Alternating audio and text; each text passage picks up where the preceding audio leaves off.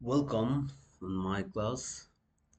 আজকে ইন্টারমিডিয়েট অর্থনীতির 10টা চ্যাপ্টার এর মূল বক্তব্যগুলো তুলে দেব আজকের এই ভিডিওতে।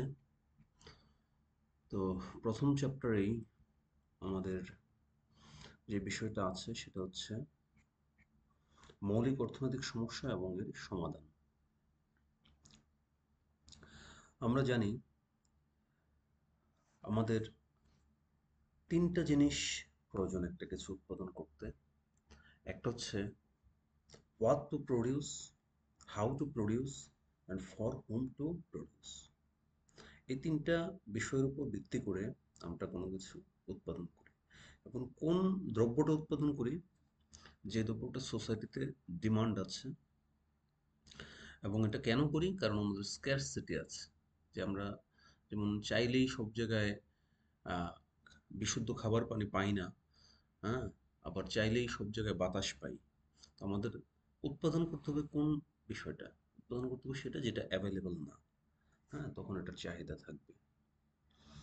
তো সেটা ব্যাখ্যা করার জন্য আহ, যে এডিশন পাবলিকেশনের বইটা আছে সেখানে 1776 সালে 2 নম্বর পেজে সেটা দেয়া আছে যে 1776 সালে অ্যাডাম স্মিথ প্রথম শাস্ত্র হিসেবে সম্পদের উৎস ও কারণ সন্ধান করেন, যেটা অর্থনীতিতে প্রথম বই। এটা ক্লাসিক্যাল পর্যায়ে 3টি আহ, বই তখন লেখা হয়েছিল। একটা রবার্ট ম্যালথাসের জনসংখ্যা তত্ত্ব, অ্যাডাম স্মিথের ওয়েলথ অফ নেশন এবং ডেভিড রিকার্ডোর তুলনামূলক খরচ তত্ত্ব ও খাজনা তত্ত্ব। তো সেখানে এই সম্পর্কে বিস্তারিত আলোকপাত করা হয়েছে। এই যেই বিষয়টা চিত্রের মাধ্যমে দেখা যাচ্ছে সেটা হচ্ছে যে প্রোডাকশন পসিবিলিটি কার্ভ। এখানে লম্ব অক্ষে ক্র্যাবস এবং ভূমি অক্ষে পাইনাপলস দেওয়া আছে। আমি যখন আমার কাছে যেই অর্থ আছে সেই অর্থ পুরোটা যদি আমি ক্র্যাবসের পেছনে খরচ করি, তাহলে আমি 21 ইউনিট ক্র্যাবস কিনতে পারবো। এই 0 থেকে 21 টোটালটা যদি ক্র্যাবসের উপর খরচ করি, আর আমি যদি আমার টোটাল টাকাটা পাইনাপলসের উপর খরচ করি, তাহলে আমি 50টা পাইনাপলস কিনতে পারবো। তো এই দুই বিন্দুর ভিতরে আমরা যে কোনো বিন্দু পছন্দ করতে পারবো। যেমন এই বিন্দু, এই বিন্দু, এই বিন্দু, এই বিন্দু, প্রত্যেকটা বিন্দু থেকেই আমি একটা নির্দিষ্ট পরিমাণ গ্রেপস পাবো এবং নির্দিষ্ট পরিমাণ পাইনাপলস পাবো। এখন ধরা যাক পয়েন্ট এ বিন্দুটি আমি চয়েস করেছি, তাহলে পয়েন্ট এ দিয়ে বোঝা যাচ্ছে যে আমি 18টি ক্রেপস কিনতে চাই এবং 20টি পাইনাপলস কিনতে চাই। এটা হচ্ছে একটা এফিসিয়েন্ট পয়েন্ট, কারণ দুইটা দ্রব্যই আমি কিনছি এবং এই পিপিএফ যে লাইন, প্রোডাকশন প্রসিবিলিটি ফ্রন্টিয়ার, সেই লাইনে থেকেই আমি আসলে কিনতে চাচ্ছি। তো এরকম যদি কোনো বিষয় হয় তখন সেটা হয় এফিশিয়েন্ট পয়েন্ট। এখানে আমি দেখতে পাচ্ছি যে অসংখ্য এফিশিয়েন্ট পয়েন্ট আছে। এই লাইনটা, যেই ব্লু কালার লাইন, এই পয়েন্টে যদি আমরা কোনো কিছু ক্রয় করি তাহলে সেগুলো হবে এফিশিয়েন্ট লাইন। আর পয়েন্ট বি কে বলা হয়েছে ইনএফিশিয়েন্ট লাইন। কেন? কারণ এখানে দেখা যাচ্ছে যে সম্পদের পূর্ণ ব্যবহার হচ্ছে না। আমার যেই ক্ষমতা আছে, আমি ক্র্যাপসের উৎপাদন আসলে করতে পারবো ব্লু লাইনে, কিন্তু আমি দেখা গেছে উৎপাদন করছি ব্লু লাইনে না করে ভিতরে অল্প কিছু উৎপাদন করছি। 10 একক ক্র্যাপস উৎপাদন করছি আর 10 একক পাইনাপেল উৎপাদন করছি। এই জন্য এটাকে বলা হয় ইনএফিশিয়েন্ট পয়েন্ট। আবার পয়েন্ট সি দেখা যাচ্ছে, সেটা হচ্ছে আনঅ্যাটেইনেবল, অর্থাৎ আমি এটা অ্যাটেইন করতে পারবো না। কেননা কারণ আমার সম্পদের পরিমাণ ওই পরিমাণ না যে পরিমাণ আমি আসলে অ্যাটেইন করতে পারবো। কেননা কারণ আমার কাছে যেই রিসোর্স আছে অথবা আমার যে আর্থিক ক্ষমতা আছে, সেই ক্ষমতা দিয়ে শুধুমাত্র এই ব্লু লাইনের ভিতরে অথবা ব্লু লাইনের মধ্যে আমি প্রোডাকশন করতে পারবো। যেহেতু পয়েন্ট সি দিয়ে বোঝাচ্ছে যে 21 একক ক্র্যাবস এবং 40 একক পাইনাপলস, আসলে সেই সক্ষমতা আমার নাই। সো সেখানে উৎপাদন করা সম্ভব নয়, তাই সেটাকে বলা হয়েছে আনঅ্যাটেইনেবল। ওকে, আশা করি বুঝতে পেরেছো। দেন হচ্ছে অপরচুনিটি কস্ট। এখানে দেখানো হয়েছে দুইটা প্রোডাক্ট, যে 100 টাকা, $100 এখানে দেওয়া আছে, যে $100 একজনের কাছে আছে, সে হয়তো জুতা কিনবে অথবা সে ইনভেস্ট করবে। এখন সে যদি জুতা ক্রয় করে তাহলে তার অপরচুনিটি কস্ট হবে ইনভেস্টমেন্ট। আর সে যদি ইনভেস্ট করে কোথাও, সেটার অপরচুনিটি কস্ট হবে জুতা ক্রয়। তো এই হচ্ছে অপরচুনিটি কস্ট। আর একটু সহজে যদি বলি, যে ধরা যাক তোমার কাছে দুইটি অপশন আছে, যে তুমি এখন বাসায় ঘুমাতে পারো অথবা তুমি এই ক্লাস লেকচারটা শুনতে পারো। তুমি যদি ক্লাস লেকচারটা শোনো, এই শোনার কারণে তোমার কোন জিনিসটা ত্যাগ করতে হবে? এই যে ঘুমানোটা অথবা আরাম করাটা অথবা অন্য যে কোনো কাজ, যেটা বেস্ট অল্টারনেটিভ হবে সেটা হবে অপরচুনিটি কস্ট।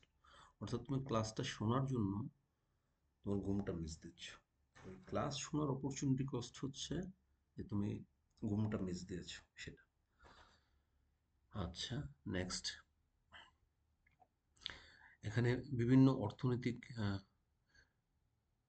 ব্যবস্থার কথা বলা আছে, যে অর্থনৈতিক ব্যবস্থার মধ্যে কমিউনিজম, সোশ্যালিজম, ক্যাপিটালিজম, এই বিষয়গুলো আছে। আর একটা বাংলাদেশের যে অর্থনৈতিক ব্যবস্থা এখন আছে সেটা হচ্ছে ধনতান্ত্রিক বা পুঁজিবাদী অর্থ ব্যবস্থার সাথে সাথে সেখানে ইসলামিক অর্থ ব্যবস্থা এবং সমাজতন্ত্র সবকিছুর একটা মিক্স বাংলাদেশের অর্থনীতিতে দেখা যায়। সেই জন্য বাংলাদেশেরটা হচ্ছে মিশ্র অর্থনৈতিক ব্যবস্থা। হুম।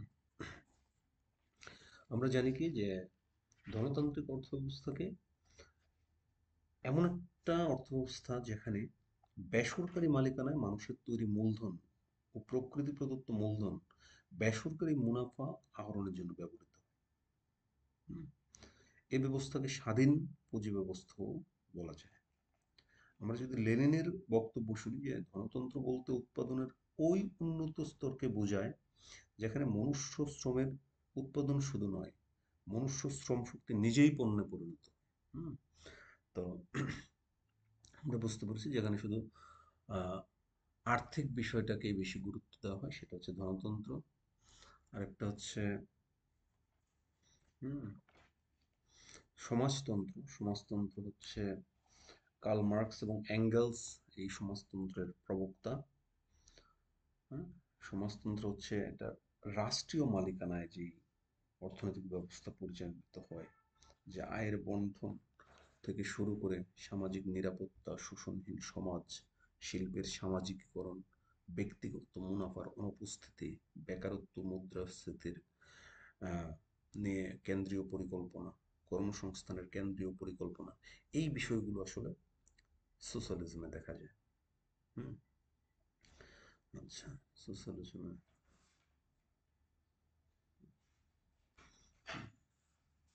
আরেকটা আছে যে আমাদের মিশ্র অর্থনৈতিক ব্যবস্থা, যেটা আমি অলরেডি বলেছি, যে অর্থ ব্যবস্থায় ধনতন্ত্র, সমাজতন্ত্র এবং ইসলামী সবকিছু আসলে মিক্স হয়ে যায়, সেটা হচ্ছে ইসলামিক অর্থ ব্যবস্থা। হুম। এখন এই যে বিষয়গুলোই চ্যাপ্টার ওয়ানে আসলে জানা জরুরি ছিল। চ্যাপ্টার টু, যেটা রিসেন্ট পাবলিকেশনে দেওয়া আছে 43 নম্বর পেজে, সেখানে কনজিউমার্স বিহেভিয়ার দেওয়া আছে, যে একটা দ্রব্যের ইউটিলিটি। ইউটিলিটি বলতে কি বোঝায়? যে ধরা যাক আমার কাছে একটা কলম আছে, এই কলম দিয়ে যদি আমি লিখতে পারি, তাহলে এই কলমের ইউটিলিটি হচ্ছে লিখতে পারা। অর্থাৎ কোনো দ্রব্যের ক্ষমতা, যেই ক্ষমতা দিয়ে মানুষের আকাঙ্ক্ষা পূরণ করে অর্থাৎ তৃপ্তি পূরণ করে, সেটাই, সেই ক্ষমতাটাই হচ্ছে utility.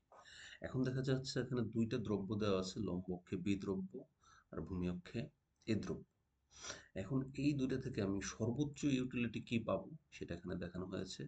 Marginal utility of A divided by marginal utility of B থেকে আমি P A divided by P D PB এই ইউটিলিটিটা পাবো।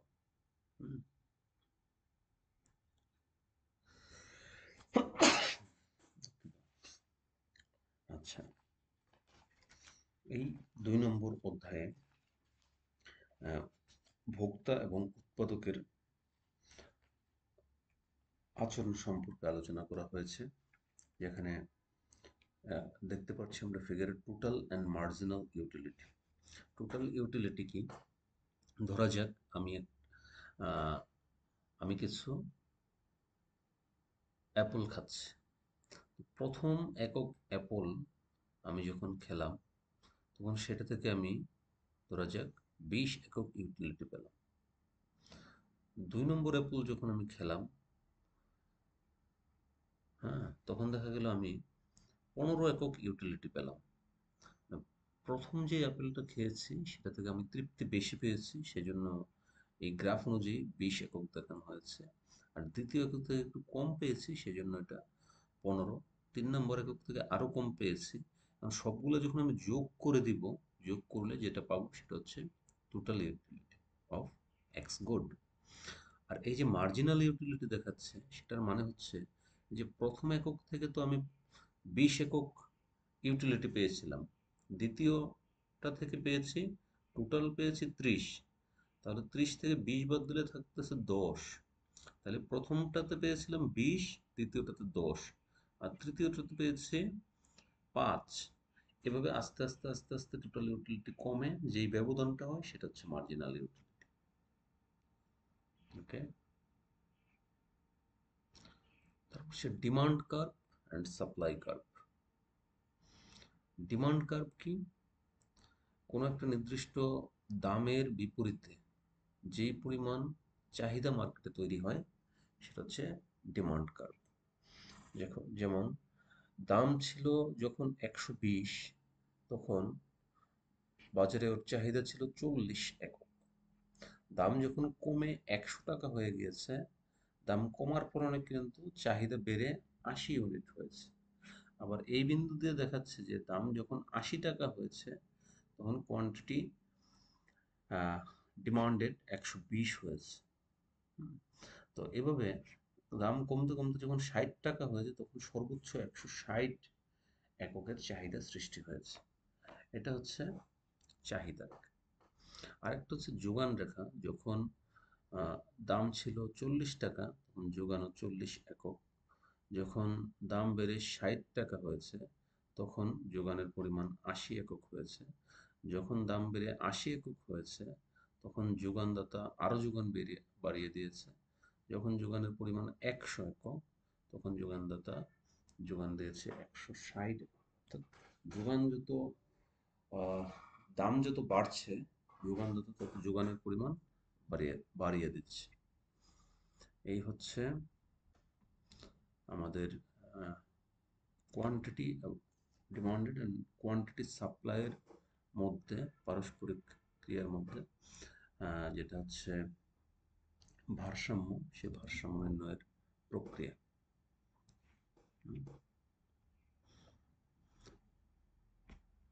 গুড।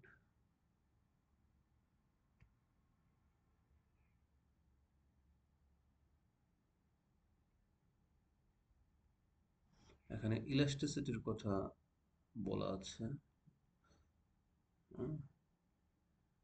ইলাস্টিসিটি কি? ইলাস্টিসিটি বলতে আমরা সাধারণত বুঝি যেটা রেসপন্স করে, বল প্রয়োগ করার ফলে যেটা রেসপন্স করে। হ্যাঁ, আপনি যদি হাতে একটা স্টিলের জিনিস নেন, এটাকে টান দিলে কিন্তু এটা লম্বা হবে না, তাহলে এটা হচ্ছে ইনইলাস্টিক। বাট আপনি যদি হাতে একটা রাবার নেন, এটাকে টান দিলে কিন্তু সেটা লম্বা হবে, সেটা হচ্ছে ইলাস্টিক। তো ইলাস্টিক বুঝতে গেলে অর্থনীতিতে যে elasticity of demand and elasticity of supply, যখন কোনো কিছুর দাম বেড়ে গেলে ওই দ্রব্যের চাহিদা বাড়ে অথবা কমে, তখন এটাকে বলা হবে ইলাস্টিক ডিমান্ড। সাপ্লাইয়ের ক্ষেত্রে যখন দাম বেড়ে গেলে অথবা কমে গেলে সাপ্লাইয়ের পরিমাণ বাড়ে অথবা কমে, সেটা হবে ইলাস্টিক সাপ্লাই। কথা হচ্ছে, উদাহরণ যদি আমি দিই, ধরা যাক আপনার ওষুধ লাগবে, এক প্যাকেট ওরসালাইন লাগবে, এবং আপনি জানেন এক প্যাকেট ওরসালাইনের দাম হচ্ছে 5 টাকা। কিন্তু আপনি যখন ওটা কিনতে গেলেন বাজারের মার্কেটে, ওরা দাম চাইলো 10 টাকা, এবং যেহেতু আপনার এটা প্রয়োজন, সেহেতু আপনার 10 টাকা দিয়েই কিনতে সেটা বাধ্য হবেন। এর মানে কি, তাহলে দাম যতই হোক, আপনি দ্রব্যটা যেহেতু কিনতেছেন, সেহেতু সেটা হচ্ছে ইনইলাস্টিক ডিমান্ড। ইলাস্টিক ডিমান্ড কি হবে, যে আপনি বাজারে গেলেন, ধরা যাক ডিম কিনতে, একটা ডিমের দাম হচ্ছে 10 টাকা। এখন ওরা যদি ডিমের দাম আপনার কাছে 20 টাকা চায়, যেহেতু এটা আপনার এখন অপরিহার্য না, সেহেতু আপনি হয়তো ডিম না কিনেই চলে আসবেন। হ্যাঁ, ওষুধ যেহেতু আমাদের জন্য খুবই জরুরি একটা বিষয়, সেজন্য সেটা হচ্ছে ইনএলাস্টিক। কিন্তু ডিম আপনার না কিনে আপনি ডিমের অল্টারনেটিভ অন্য কিছু নিয়ে আসলেন, সেজন্য সেটা হবে ইলাস্টিক। আবার ধরুন আপনি লবণ নাই বাসায়, আপনি লবণ কিনতে গেলেন, লবণের দাম দেখা গেল যে দ্বিগুণ হয়ে গেছে। এখন আপনি কোথাও 100 টাকা কেজির নিচে লবণ পাচ্ছেন না। এরকম যদি বিষয় হয়, তখন আপনি ওই 100 টাকা দিয়েই ওই লবণটা ক্রয় করতে বাধ্য হবেন। এমন কারণ, আপনার যে রান্না হবে, লবণ ছাড়া তো আসলে ওই রান্না খাওয়া যাবে না, সেহেতু আপনি আহ, ওই 100 টাকা কেজি লবণটা কিনতে হবে। সো এই ক্ষেত্রে সেটা হচ্ছে ইনইলাস্টিক। হুম। তো এভাবে আসলে বিষয়গুলো ব্যাখ্যা করা হয়েছে রিসেন্ট পাবলিকেশনের বইটাতে, দেখলে আপনারা আরো সুন্দর দেখতে পারবেন। এখানে আবার সাবস্টিটিউট গুড এবং কমপ্লিমেন্টস, এই দুইটা কমপ্লিমেন্টারি গুডসের কথা বলা হয়েছে। সাবস্টিটিউট হচ্ছে যে একটা দ্রব্য যখন আপনি চিন্তা করবেন যে সাবস্টিটিউট, অর্থাৎ আপনি যদি চিন্তা করেন চিনির কথা, আপনি চিনি কিনতে গেলেন, গিয়ে দেখুন যে চিনির দাম বেশি হয়ে গেছে, দাম অনেক বেশি বেড়ে গেছে। তখন আপনি চিনির পরিবর্তে যে জিনিসটা ক্রয় করে নিয়ে আসলে আপনার কাজ হবে, যেমন চিনির পরিবর্তে আপনি গুড় কিনতে পারেন, তাহলে সেটা হচ্ছে সাবস্টিটিউট। হ্যাঁ, যে একটার পরিবর্তে আরেকটা। আরেকটা হচ্ছে কমপ্লিমেন্টারি গুডস। কমপ্লিমেন্টারি গুডস হচ্ছে, ধরেন আপনি উম, কি করবেন, খিচুড়ি রান্না করবেন বাসায়। খিচুড়ি রান্না করলে তো আপনার চালের সাথে আবার ডালও লাগবে, যে কোনো ধরনের একটা ডালও লাগবে। তো এখন একটা ছাড়া আরেকটা কিন্তু হবে না। চাল কিনলে আপনার ডালের দাম যাই হোক না কেন, সেটা আপনাকে কিনতেই হবে। ডাল কিনলে আপনার চালের দাম যাই হোক না কেন, আপনাকে সেটা কিনতে হবে। এই বিষয়টা হচ্ছে কমপ্লিমেন্টারি গুডস। ওকে, চ্যাপ্টার 3 যেই বিষয়টা, সেটা হচ্ছে প্রোডাকশন। এই প্রোডাকশন চ্যাপ্টারটা রিসেন্ট পাবলিকেশনের 94 নম্বর পেজে দেওয়া আছে। হ্যাঁ, তো এইভাবে 94 নম্বর পেজ থেকে আমরা হচ্ছে নেক্সট ক্লাসে আলোচনা করব।